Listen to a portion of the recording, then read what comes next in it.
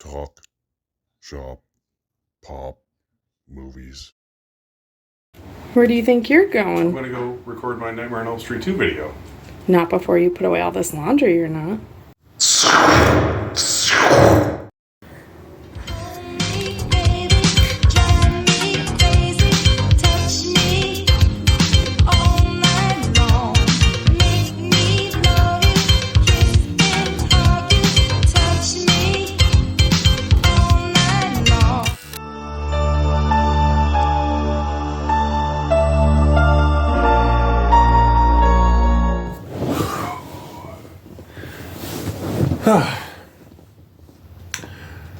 This movie is gaining in popularity and has been over the past decade or so, at least in my opinion, and personally, as Derek, the convicted cinephile. Hello, welcome to OCT2BER.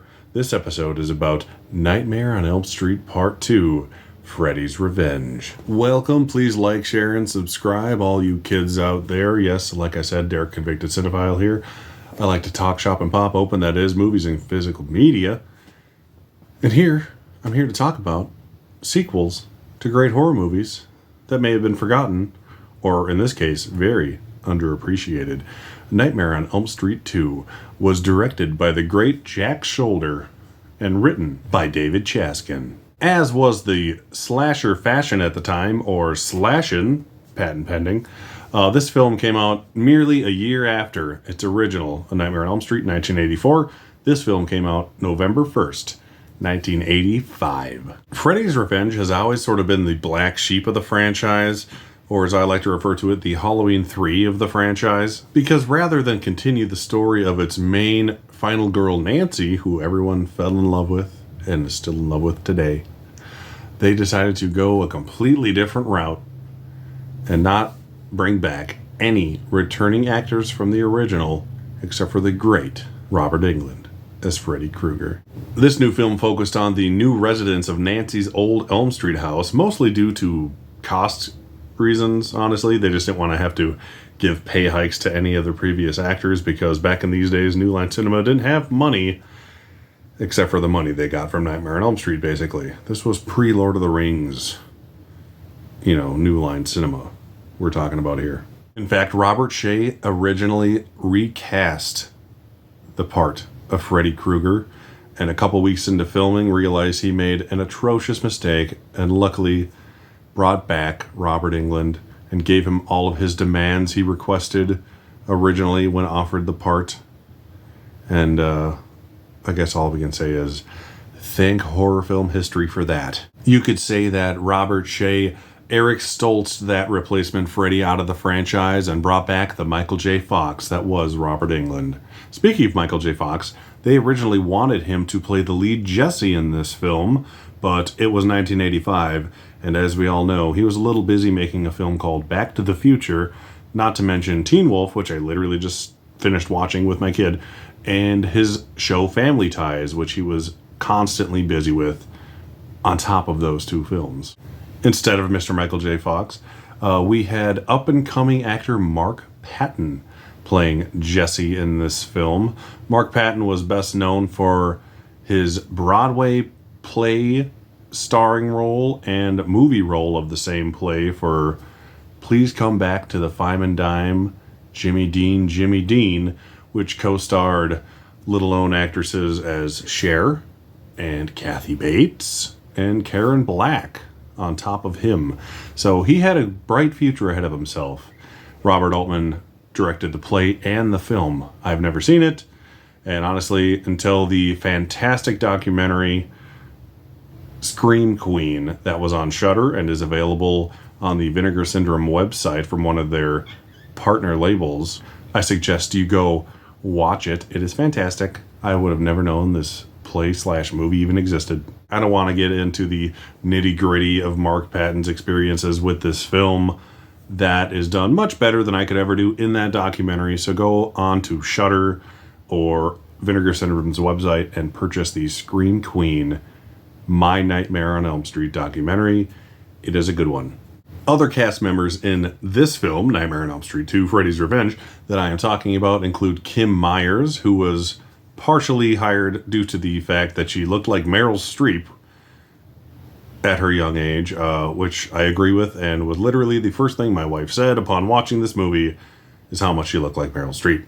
Robert Russler played Jesse's friend Grady in the film, and the great character actor Marshall Bell, who I've always loved and known from Total Recall, personally, played the disgusting and weird Coach Schneider, who, in more ways than one, gets his ass whooped in the duration of this film.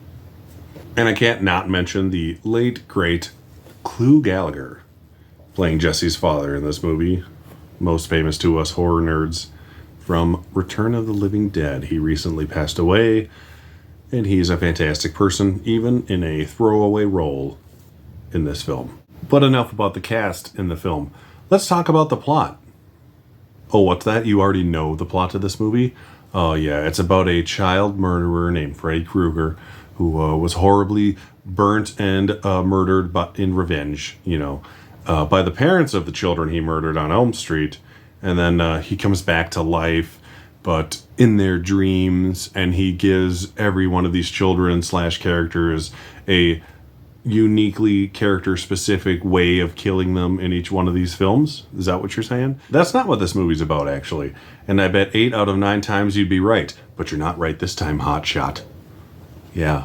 In this surprisingly different film, the arguably scarier than ever Freddy Krueger, seriously, look at the fucking makeup in this movie. He is completely remade from the original film, different makeup, artist and all. Kevin Yeager redesigned the makeup to look like a male witch, and he succeeded greatly. He gave a much greater bone structure. He has much more realistic burn scars than the original Freddy Krueger and latter Freddy Kruegers, and he even has these red demon-like eyes that he only has in this film. I agree with many people who are fans of this film that this is probably the creepiest Freddy Krueger has ever looked in the entire series, and he's only in this movie for like 18 minutes or something like that. It's ridiculous. Anywho, Jesse and his new friend Lisa are at his house, which is Nancy's old house from the original Elm Street, and they find Nancy's old diary in his closet.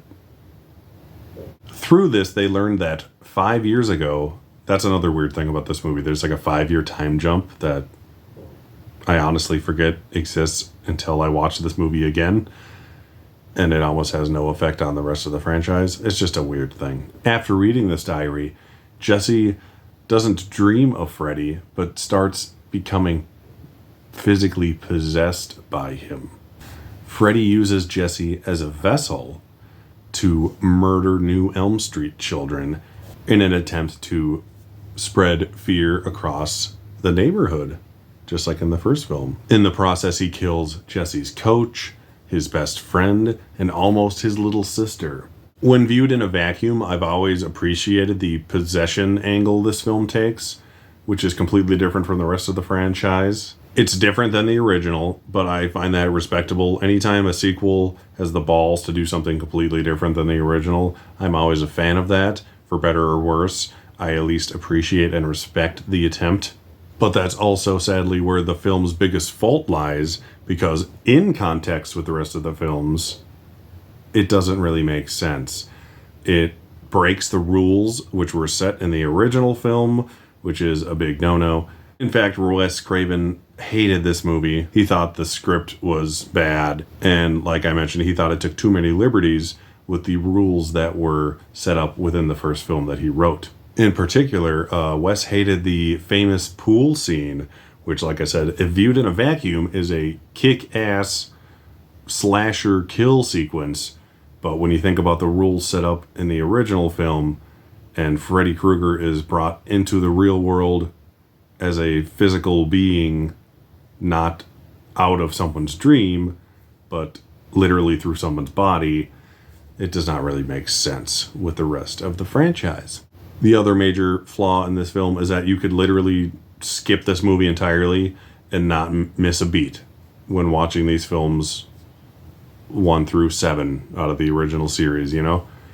And that's a big problem. It could go from number 1 with Nancy straight into number 3 with Nancy teaching new kids about Freddy, and you didn't miss a thing, which is kind of the thing I think people have been doing for the last, 40 years now almost. And yeah, I kind of want people to put a stop to that. Despite what I refer to it as the Halloween 3 of this franchise, I think people need to give it a fair shake. This film was still a massive success, regardless of what people think about it. It made about $30 million on a $3 million budget, which, as I said in a previous video, making 10 times your budget any time in film history is a success. It wasn't as well received as the original, but nonetheless, a franchise was born. And I honestly don't care what many people think. Freddy's Revenge is nowhere near the worst in the franchise, and I'm talking about from an objective standpoint, not even a personal preference thing. It may not be one you need to watch to understand the rest of the films, but I personally would rather watch this movie over Freddy's Dead or Dream Child any day of the week.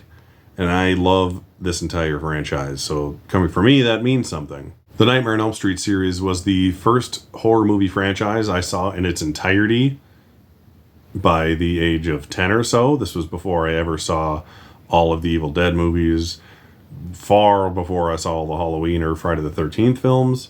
I was a big Nightmare on Elm Street fan. So even my least favorite film in the series has massive amounts of nostalgia for me.